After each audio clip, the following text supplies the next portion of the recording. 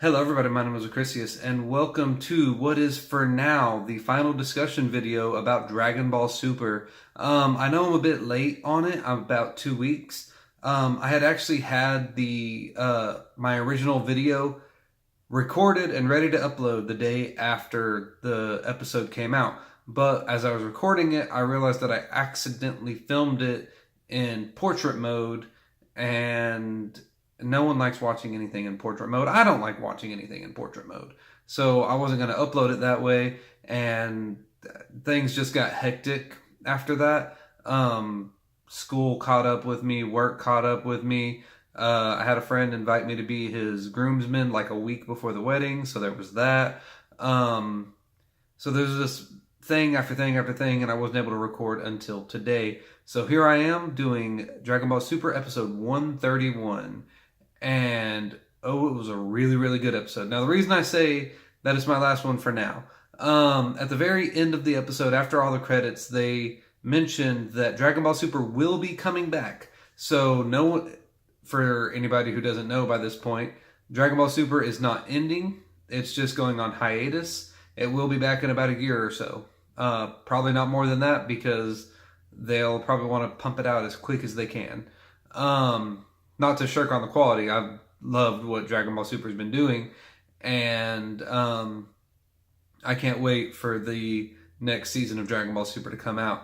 But now we talk about this episode, the final episode of Dragon Ball Super to date.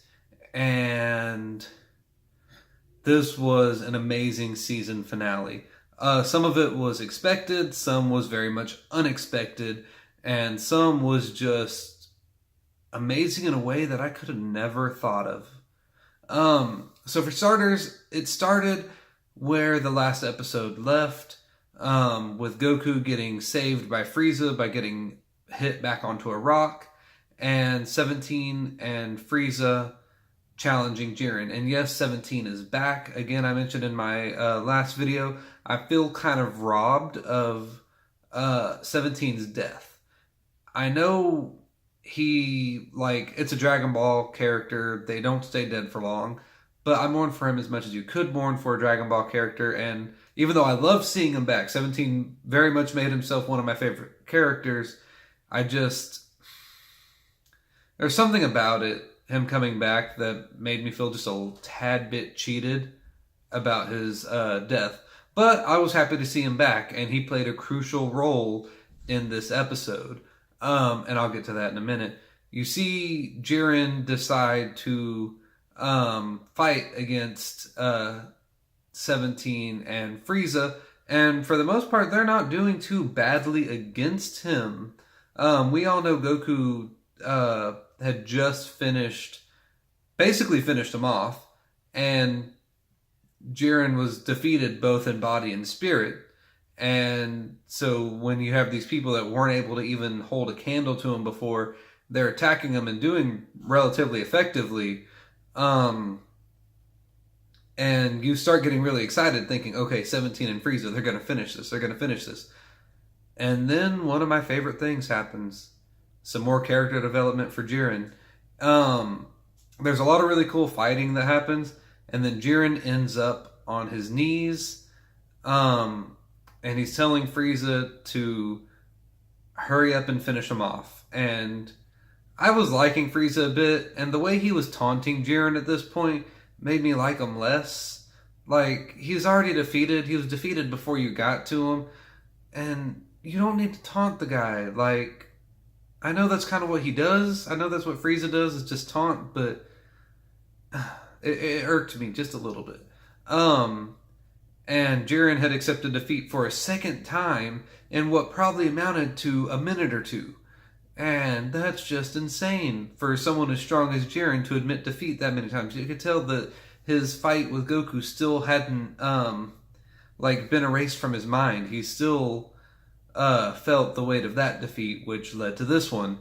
And you see his universe get ready to be erased, and then you see Topo stand up and tell Jiren that all their hopes are riding on him. And we all know how one half of the Jiren feels about this. Again, like I say, I feel like they're split into two different personalities, and they're just trying to crush them together. That's one of my few detractions about this final little bit. But he looks at Toppo and he says that's basically foolish, and talks about his pride and stuff.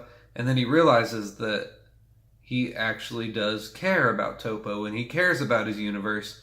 And you see him flare up with power again, and Frieza gets knocked back to 17, and you see Jiren and his giant red blaze of glory again, and he assaults Frieza and 17 with a new vigor, and they cannot hold up to him.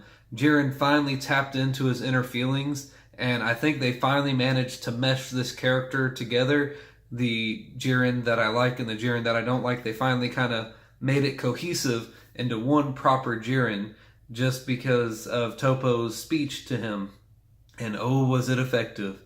And Universe 7, once again, was on the verge of being knocked off. Jiren sent a super strong attack, and 17 was barely able to hold it off with his shield. And what I learned is that you can put energy into the shield even if you're not 17, because Frieza was supplying energy to that shield so that Frieza and 17 were holding them off together. And it led to one of my favorite transitions, or I don't know if transition's the right word, de-transformations that I've seen. Usually you punch someone and they instantly de-transform. This one I really, really liked. Frieza was running out of energy, his main problem in golden form, and you could see it like flaking off of him. Like, I can't think of a good way to describe it other than like gold being taken away through age, like gold plating being taken away like through the rapid aging of something. You just see the gold flakes flying off the back, and so finally he's in his final form, and you see the shield start to crack, and Universe 7's about to get knocked off, and then Goku sends in a blast. He doesn't yell it out, but we all know it's a Kamehameha.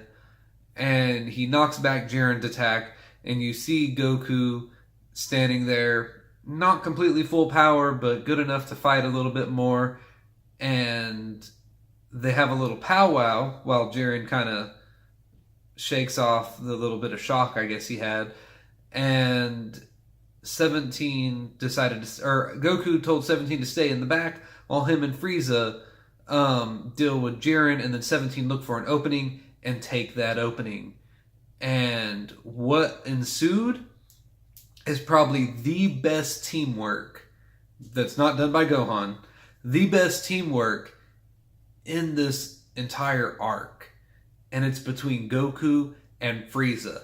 The way that they fought together, my jaw literally fell open. Like, they looked more in sync than Goku and Vegeta were. And I guess that kind of makes sense, because if you're fighting with someone so long, you've just been fighting with this person and fighting with this person, I guess you get to learn their moves and the way they fight, and it makes sense that they would know each other's, be able to sync up so well.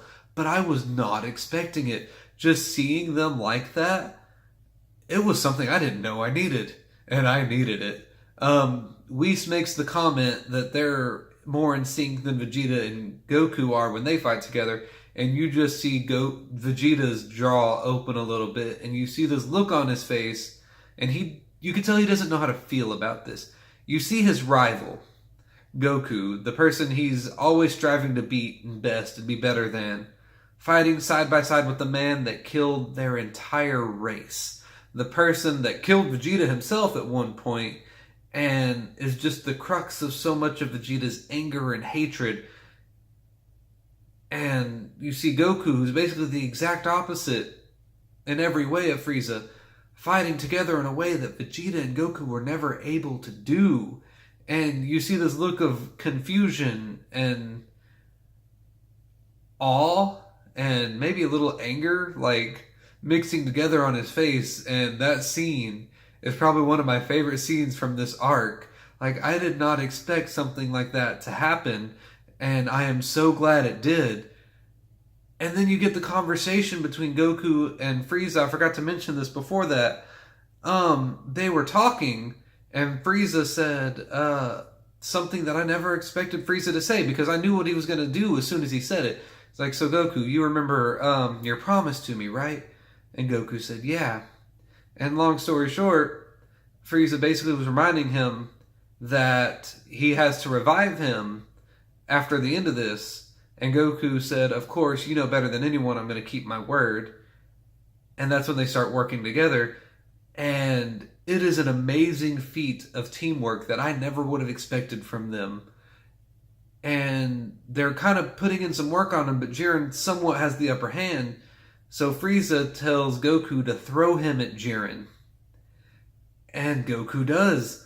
Frieza grabs Jiren, locks him in. The only other thing I can reference it to is if you've seen Naruto, when Lee fought Sasuke, or when Lee fought Gaara, his Flying Lotus attack, where he wraps him up in his arms and then spirals and leads him to the ground, except there's no ground here. Frieza was leading Jiren off the map. He was sacrificing his wish, which is something major for Frieza, to sacrifice something in his best interest, for the interest of the universe. He was willing to go down with Jiren to have Goku win, so Goku can get the wish, Universe 7 would survive, and he would be brought back later, which yes is in his best interest, but if he could have thought of a way to have Goku sacrifice himself, then he could have got the wish. But he didn't even think about that. He just decided, I'm going to sacrifice myself, and he went with it. And that is some amazing character development on Frieza's part. And no, I'm still not a great Frieza lover, but this made me dislike him less. And it's not that I hate Frieza as a character, but I hate Frieza as a person, if that makes sense. Or rather, maybe I should switch that. No, I hate him as a person. I don't hate him as a character. He's a good character. I thought it was a bit bad bringing him back, but I like them bringing him back now. He's just a horrible person, but he's got some traits now. He's got some character development that makes him somewhat likable. And I expected the episode to end there, because it was near the end at that point. And I was like, oh my goodness. Frieza's sacrificing his wish in order to save the universe, basically. And then freaking Jiren finds a way out of it, manages to push them back to a rock, and you think, okay, all's lost. Frieza just used the last bit of his power. Goku just used the last bit of his power. We all know 17 used up all of his power when he blew himself up, and Jiren's still standing, and you think it's all over. And then you see Goku throw himself at the Frieza Jiren pile and grab them. And then you see all three of them tumble into the void. And then you see Goku, Frieza, and Jiren appear on the stands. The match is over.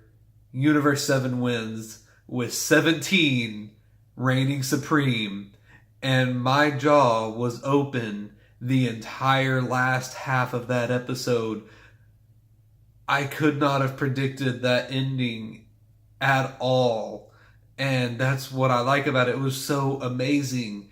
And oh my goodness, everything about it was awesome. And Universe 11, well, some of them, but for the most part, they didn't even seem mad at Jiren.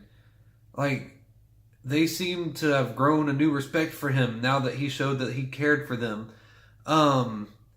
Universe 7 was just taken aback with having won. And I honestly, like, my mind went blank at that moment. It was such a pivotal part, a pivotal scene. Like, I was just awed, basically, by what I just saw. And then you see 17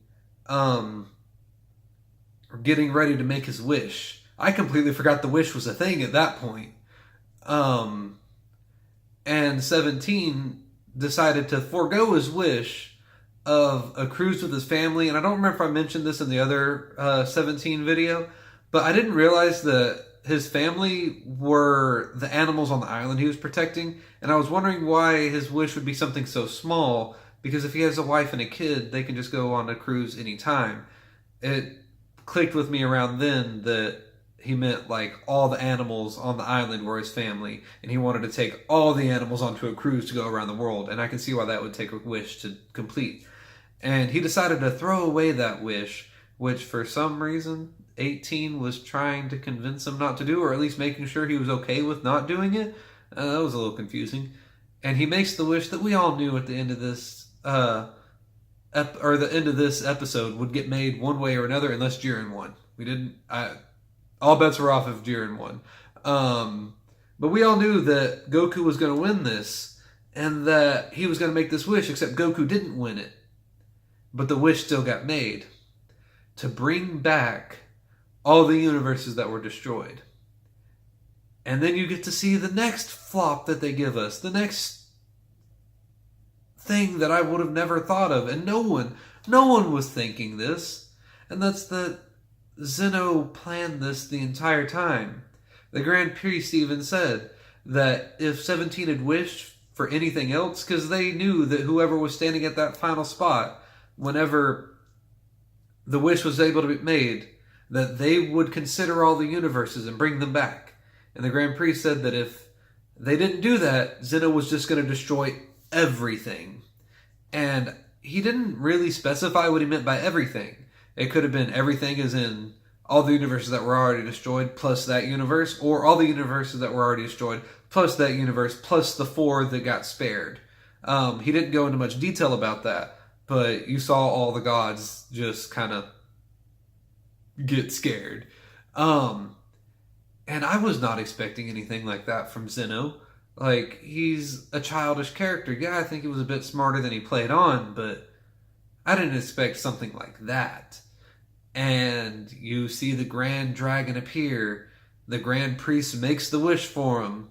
And you get an amazing scene where you see all the universes coming back. And of course, with certain universes, it's not just a picture of all the fighters and their god of destruction standing there.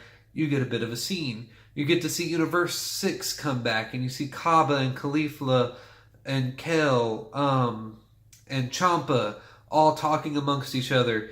And Champa walks off to the edge of his little tower and is thanking his brother for winning and wishing him back. And that's a really touching moment. And they're probably going to bring that back whenever Super comes back, some kind of discussion about it. You see Caulifla gets so excited and she grabs Kaba and she's like, all right, Kaba, you saw Super Saiyan 3. You got to help us train. We got to reach Super Saiyan 3. We got to beat Goku. And she was so excited, and everyone was so excited, and Kaba's thanking his master for keeping his wish and bringing them back. And then you see a few more universes, and then you see Universe 11. You see Jiren walking out of this big, giant city spire, and you see why Universe 11 was almost able to be not have to go into this tournament because of how good his universe was, basically, or to see how high their mortar level was. And you see Toppo and Jiren standing on a rooftop, and you get to see that Toppo and Jiren are finally becoming actual friends. And yes, I do still think Toppo's the person that killed his family, but I digress. You get to see them connecting in a way that you can tell they hadn't connected before because of old bad Jiren. And then you hear them vow to beat those Saiyans, to beat Goku and Vegeta, and that means we're going to get another fight, and we're going to get Toppo and Vegeta fighting again, and Goku and Jiren fighting again, and it's going to be amazing. I can't wait for it. And then you cut back to the actual tournament, and you see everybody rush into the main field, which got miraculously repaired. And you see everybody that's there, Universe 7 and the other gods and everything, not the universes that were destroyed, but everyone that was there when it finished, celebrating. And you see what is hilarious, the Zeno's coming up to Goku. Goku, that was amazing. What's next? And you see Beerus very quickly turn into an anaconda, wrap his arm around Goku's mouth and start pulling him back, saying, "Oh, nothing, he's tired, he needs to go home," because he does not want to get in any more trouble, and he doesn't want Goku getting them in any more trouble. And you get what's a rather touching scene. Whis goes up to Frieza and tells Frieza that he has a gift from Lord Beerus for the good work that Frieza's done, and destroys Frieza's halo and brings him back to life, which is amazing. I didn't know Whis had that kind of power, which I guess it kind of makes sense that he does, since he's an angel, he's a divine being, and he's one of probably the 12 strongest in the universe. Of course he's going to have that kind of power. And he brings Frieza back to life, and you see this nice little encounter between Frieza and Goku saying, "Oh, well, I still haven't really turned to the good side, Goku." And Goku's just like, "That's fine. If you do anything bad around me, I'll just be sure to kill you again." And you could tell that they mean it. Frieza means he's still evil, and Goku means he really will kill Frieza again. But you can tell they also like each other. And that's really cool. And then it ends. And you get what I like in every anime season finale, like the credits rolling behind scenes, and you get to see a party, and you get to see Baby Pan flying around, and you get to see kind of a little bit of what everyone's doing, and you see, I can't remember what order it comes in. Again, I watched it 2 weeks ago. You see Baby Pan smack Vegeta in the head, which is hilarious. And thankfully, instead of taking it out on Pan, Vegeta decides to take it out on Goku and start fighting with him. And it cuts from their fight to Frieza standing above his little chair in his little Frieza pose and saying, "Sorry to keep y'all waiting, everyone, but the Emperor of the Universe has finally returned." And it goes to like a quick faraway shot of like a new Frieza Force, and then it ends there. Just to let you know, just in case you thought Frieza was still good, just in case you thought he was just joking around with Goku, no, he's still bad. But that's okay. That's why everybody loves him. I don't particularly, but I have new respect for him. And it's okay that he's still bad. And they're going to have some fun with this. And then it cuts back to Goku and Vegeta fighting. And Vegeta entices Goku to go into Ultra Instinct so he can fight against it.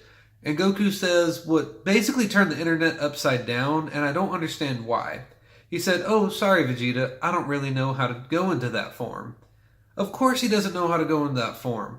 Everyone thinks that he can't go into it now. No, he can go into it. He was never able to go into that form until right before he lost consciousness. Right before all the power in his body was gone, and he was almost done. That's when he goes into that form. And everyone just lost their minds thinking, "Oh, Goku lost Ultra Instinct. He can't ever go Ultra Instinct again. How's he going to fight Frieza if Frieza comes after him? What's going to happen if one of the Gods of Destruction try to fight him? Blah, blah, blah, blah, blah." No, he can still go Ultra Instinct, guys. He just can't do it at will. He wasn't able to do it at will against Jiren. He barely managed to go into Ultra Instinct while he was still conscious, which is why he was able to master it. But that doesn't mean he's able to go into it at will now. And I don't know why that kind of blew the internet up. But guys, he hasn't lost Ultra Instinct, okay? And he probably still has mastered Ultra Instinct. Anytime he goes into it now, he'll probably be in that mastered form. It's just he can't go into it at will. So if Vegeta were to fight him and somehow push him to that point, which I really don't think he could, then yes, you would see Goku in his Ultra Instinct form again. If Frieza manages to push him to that point, yeah, he'll go Ultra Instinct again. It's not like he lost it. And that's a good thing. And it's a good thing that they're making it to where he can't go Ultra Instinct at will, because then no fight would have any kind of weight, because fights still have weight. They could find a way to kill Goku instantly, and then Ultra Instinct doesn't really help because he doesn't have it activated. This way, you still have the power of Ultra Instinct while still having the peril of fights. You don't think, "Oh, well, Goku's just going to go Ultra Instinct and destroy him." You actually still get some peril, which is good because we have a new movie coming up. But I'll talk about that in a minute. It finally goes to there, and then you see the final credits, and then at the very end it says, "We hope you enjoyed. Dragon Ball Super will be coming back at a later date," which lets us know that Dragon Ball Super is not over. And That's all I'm going to talk about here. I know I talked about the movie before. I might make another short video about it soon because some new details have come out. But this is running on 25 minutes, so I'm going to go ahead and end the episode here. I hope y'all all enjoyed, and I hope y'all will continue to watch when I go back to games. And if you liked it, like it, share it, let people know about it. Until next time, see ya.